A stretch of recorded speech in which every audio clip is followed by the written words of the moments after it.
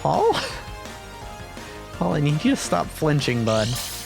Welcome back to Extra Holiday Games. I'm Extra Holiday, and God, there's a lot of rufflet here. I would not really like to deal with you all, so just gonna head this direction and fight this trainer. Yes, I know about the Team Star base. I'm not too... Well, I mean, I'm a little worried about it, but not too worried about it right now, I guess? Hey, Cheerio, you want to take this guy? I'm sure you'll do fantastic at it, as you often do. Sucker Punch. Thanks for the free switch. Alright, now you can Sucker Punch. Oh, you didn't. Oh, look at that. How unfortunate.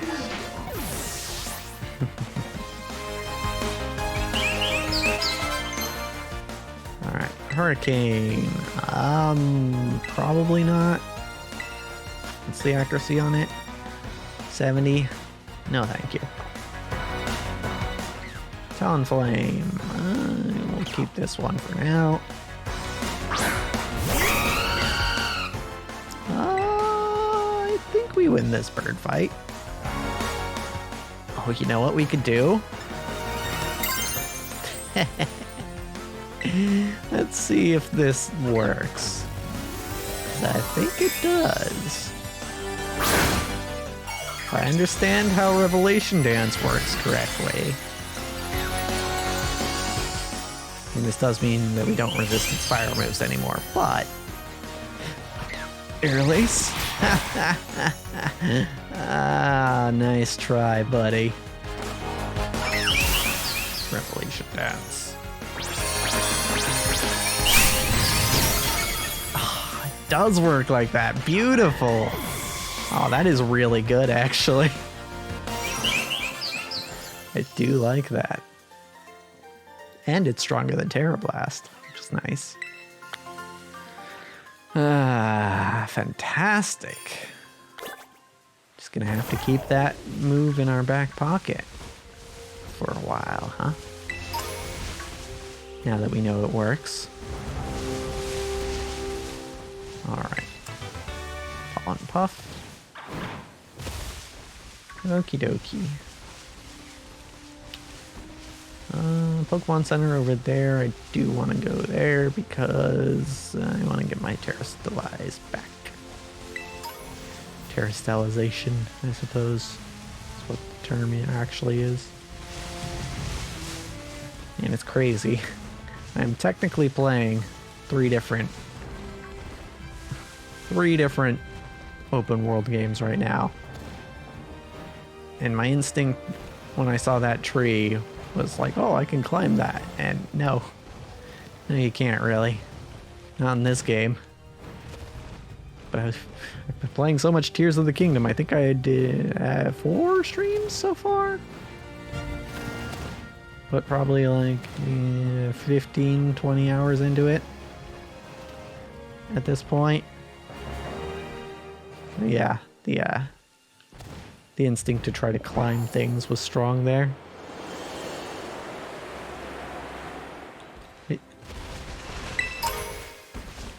Let me just double check over here. Make sure I got everything. I think so. Yeah. Thought that was a Pokemon, but it was flowers. And okay, there is something I wanna say about Tears of the Kingdom and this game in particular. People are comparing, right? Because it's a Nintendo open world, so clearly it's the same deal.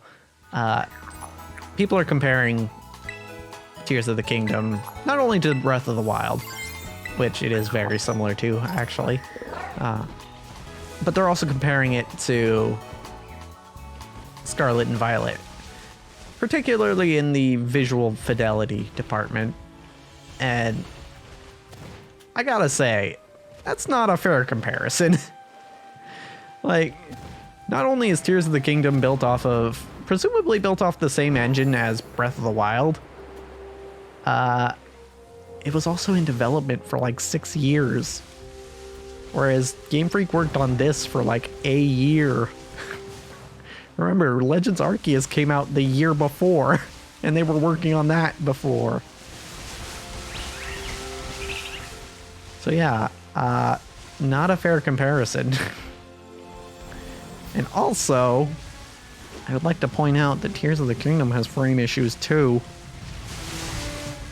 Like if you've ever stuck a bunch of stuff together with Ultra Hand and then tried to move it around, yeah, that causes issues. Granted, it's a little more obvious, and it's a little more, well, obvious isn't the right word.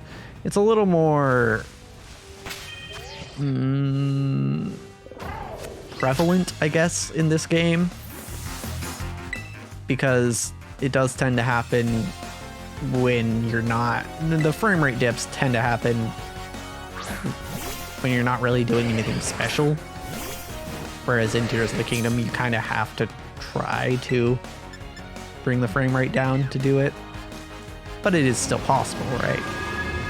Like most Nintendo games nowadays, even if you try to like lag out the game, it doesn't really work. Like if you think of Mario Odyssey, that game, to get the frame rate to dip in that game, it's a pretty impressive feat. But that's also a game that doesn't offer quite as much freedom as Tears of the Kingdom does in terms of actual player action. Honestly, I'd say it's probably on par with this game as far as player freedom is concerned. And then this game has frame issues. But again, yeah, dev time. I honestly think that is the biggest problem with these games, is that they were not given enough time to be polished. But even the unpolished result is still a good game, in my opinion.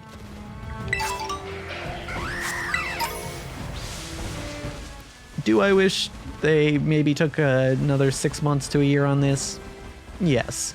I could have survived without this game for that long. But I'm still glad to have it. So, and that's the thing. That's the thing that a lot of people don't really get about game dev. And I'm saying this like I'm an authority. I'm basically parroting other things I've heard from other people. But what people don't really understand is sometimes if a game doesn't come out when it comes out, it wouldn't have existed. It wouldn't come out at all. Right? Because that's how publishers work. They say, okay, we need this out by this time, or we're not going to be making enough money off of it. And that's the unfortunate thing of art as a product in an economy, is that, yeah, if it's not making as much money as it possibly could, then it's just not gonna work for the people who are providing the money to make it happen in the first place. So yeah, it's unfortunate, but that's just, it's entirely possible. Like, at the very least, and maybe they already did, but Game Freak would have had to fight so hard to get Nintendo and the Pokemon Company to agree to put this off for even just like a few more months. And yeah, my money is on, well, okay, no, this is the pretty standard of a release schedule for Pokemon. So maybe they didn't, I can't pretend to know what goes on at Game Freak, but with Game Freak and their publishers, but I find it hard to believe that they weren't like, okay, we need a little more time. That's my guess. My little bit of speculation is that Game Freak was like, hey, we need more time, and they were told no. No, this needs to come out holiday 2022, and if it doesn't, then it's just not happening.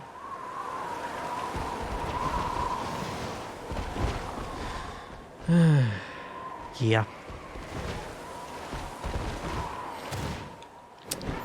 So if you're looking for someone to point the finger at, it's not Game Freak. I don't think.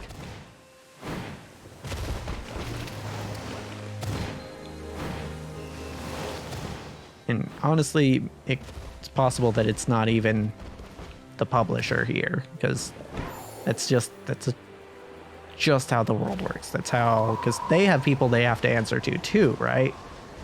Like a game publisher has stakeholders, right? People who, have, particularly for a publicly traded company, which I believe Nintendo is.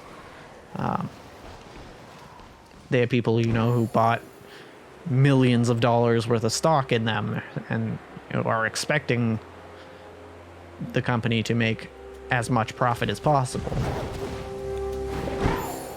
So those are people that Nintendo has to please. And if they don't, then well, there goes a lot of money for them. Although honestly, I still don't 100% get the correlation between people buying stocks and a company having more money. But I assume the money spent on stocks goes directly to the company, but I don't know exactly how it works.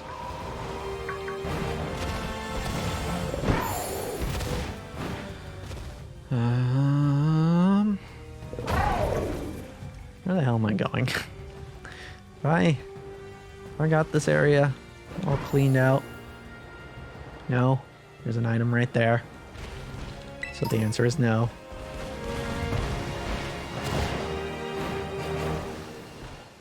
What? Wait. Okay, I guess we're going down here now. Grab that. And that. And this. Oh, wow. Oh.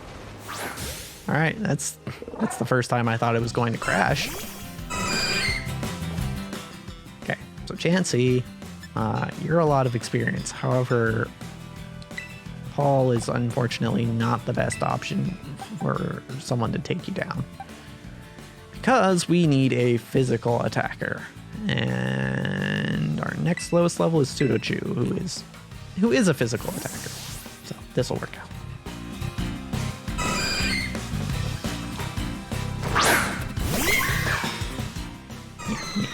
I don't claim to be an expert, like I said, but I just feel like, based on what I've heard about the games industry, I just don't think it's fair to be like, oh, Game Freak is so lazy, and they're just money grabbing, and if they really cared, they would put more effort into the game. And it's like, I think that is a naive take.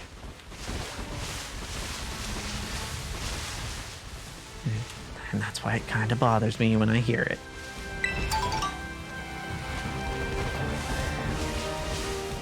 Because I think that idea just comes from a lack of understanding.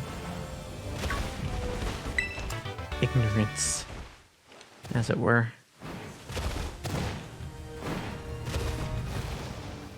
Oh god, no, don't put me in there. Okay, we're fine. I think. Yeah, we're fine. We're not trying to go in there yet.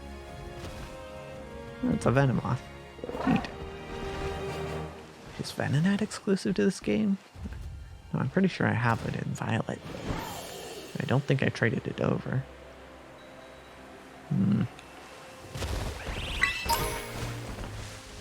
Ball. 4-storm. I want to get up there, which we will Eventually.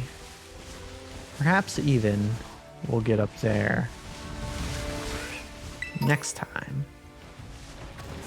But, as for this episode, oh god. That's a wrap.